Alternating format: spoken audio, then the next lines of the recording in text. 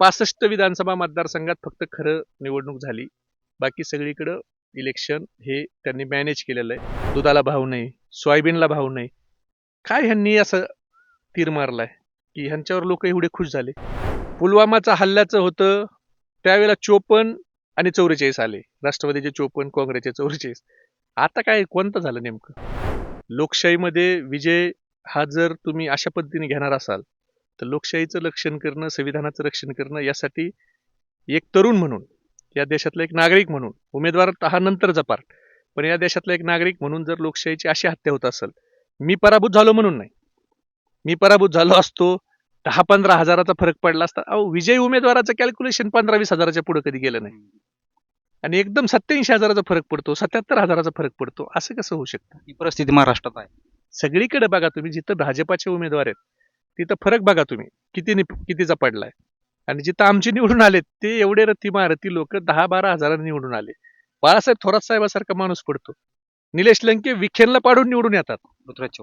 पृथ्वीराज चव्हाण, बाळासाहेब पाटील. अहो, सातारा जिल्हा स्वर्गीय यशवंतराव चव्हाण साहेबाचा जिल्हा आहे. त्या जिल्ह्यात एक वैचारिक बैठक असणारे लोक आहेत. तिथं एकही मतदार महाविकास आघाडीचा उमेदवार निवडून येत नाही, भाजपचे निवडून येतात.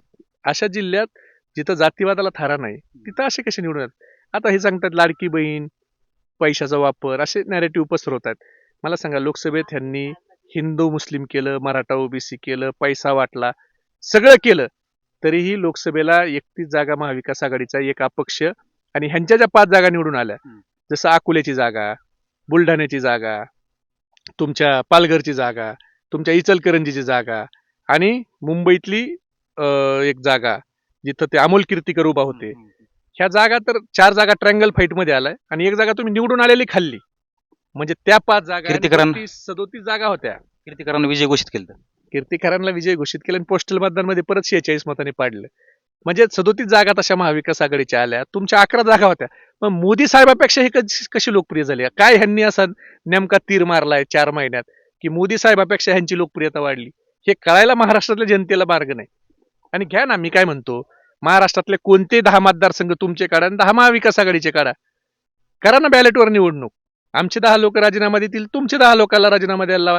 एकदा महाराष्ट्राच्या जनतेला कळू द्या की खरंच तुमचा निकाल कसा झालाय. आमचे तर जितेंद्र आव्हाड 92 हजारांनी निवडून आले, त्यांनी सांगितलं मी राजीनामा द्यायला तयार आहे. माझा अंदाज असा आहे, मला जे काही माझे टेक्निकल काही मित्र आहेत त्यांनी सांगितलं, तर 65 विधानसभा मतदारसंघात फक्त खरं निवडणूक झाली. बाकी सगळीकडं इलेक्शन हे त्यांनी मॅनेज केलेलं आहे. अशा पद्धतीची निवडणूक महाराष्ट्रात झाली. असा कौल नव्हता. महागाई वाढली, बेरोजगारी वाढली, आज दुधाला भाव नाही, सोयाबीनला भाव नाही. काय ह्यांनी असं तीर मारलाय की ह्यांच्यावर लोक एवढे खुश झाले? नेमकं केलंय काय? लोकसभेत आणि 4 महिन्यात लाडकी बहिणीची योजना सोडता असं काय केलं? लाडकी बहीण करताना 1500चा तेलाचा डबा 2400 झाला. हे लोक प्रचारात आम्हाला लोक सांगत होती. आम्ही म्हणलं 2000ला झाला, तर लोक म्हणाले नाही 2400 झाला. लोक सांगायचे दुधाचं अनुदान एकदाच भेटले, परत दुधाचं अनुदान भेटलं नाही, शेतकऱ्याची कर्जमाफी नाही, महागाई प्रचंड वाढलेली, बेरोजगारी प्रचंड वाढली, सगळे प्रकल्प गुजरातला गेले. मग ह्या सगळ्या गोष्टी विसरले लोक आणि ह्यांना निवडून दिलं. असं होणार नाही. 6 महिन्यात एवढा बदल महाराष्ट्राच्या जनतेत होऊ शकत नाही. आणि मला सांगा, 2014ला मोदींची लाट होती, त्यावेळेला लोक मोदी मोदी, हिंदुत्व हिंदुत्व करायचे. त्यावेळेला राष्ट्रवादीचे 41 आणि काँग्रेसचे 42 आमदार निवडून आले. पुलवामाचा हल्ल्याचं होतं त्यावेळेला 54 आणि 44 आले. राष्ट्रवादीचे 54, काँग्रेसचे 44. आता काय कोणतं झालं नेमकं? झालं काय? म्हणजे मोदींना लोक महाराष्ट्रातले नाकारतात आणि फडणवीस, शिंदे आणि अजितदादांना स्वीकारतात. म्हणजे मोदींच्या पेक्षा ह्यांची जर लोकप्रियता जास्त झाली असली तर ह्यांनाच देशाचं पंतप्रधान पदाचा उमेदवार करायला पाहिजे.